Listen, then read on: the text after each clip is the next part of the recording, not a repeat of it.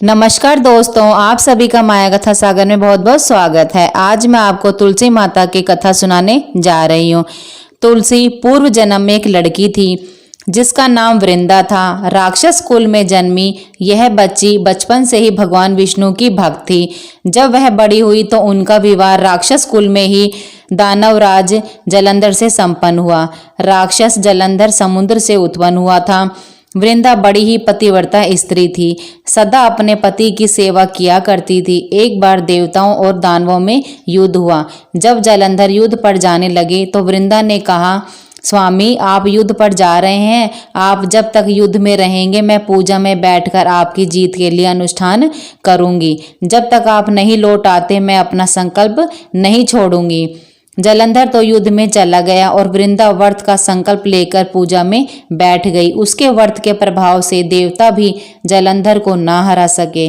सारे देवता जब हारने लगे तो विष्णु जी के पास पहुंचे और सभी ने भगवान से प्रार्थना की। भगवान बोले, वृंदा मेरी परम भक्त है, मैं उससे छल नहीं कर सकता। इस पर देवता बोले कि भगवान दूसरा कोई उपाय हो तो बताएं, लेकिन हमारी मदद जरूर करें। इस पर भगवान विष्णु ने जलंधर का रूप धरा और वृंदा के महल में पहुंच गए। वृंदा ने जैसे ही अपने पति को देखा तो तुरंत पूजा में से उठ गई और उनके चरणों को छू लिया। इधर वृंदा का संकल्प टूटा और उधर युद्ध में देवताओं ने जलंधर को मार दिया और उसका सिर काटकर अलग कर दिया। जलंधर का कटा हुआ सिर जब महल में आग गिरा तो वृंदा ने आश्चर्य से भगवान की ओर देखा, जिन्होंने जलंधर का रूप धर रखा था।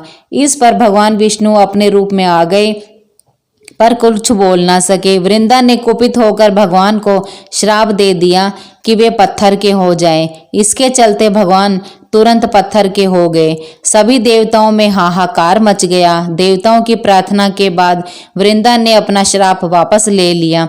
इसके बाद वे अपने पति का सिर लेकर सती हो गई। उनकी राख से एक पौधा निकला।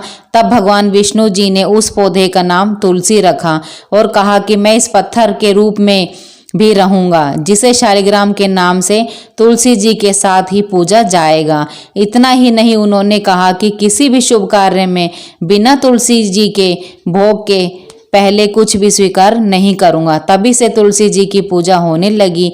कार्तिक मास में तुलसी जी का विवाह शालिग्राम जी के साथ किया जाता है। साथ ही देव उठनी एकादशी के दिन इसे तुलसी विवाह के रूप में भी मनाया जाता है। बोलो तुलसी माता की जय। आपको मेरी ये कथा कैसी लगी? कथा को लाइक करें, शेयर करें एंड चैनल को सब्सक्राइब करना ना भूलें।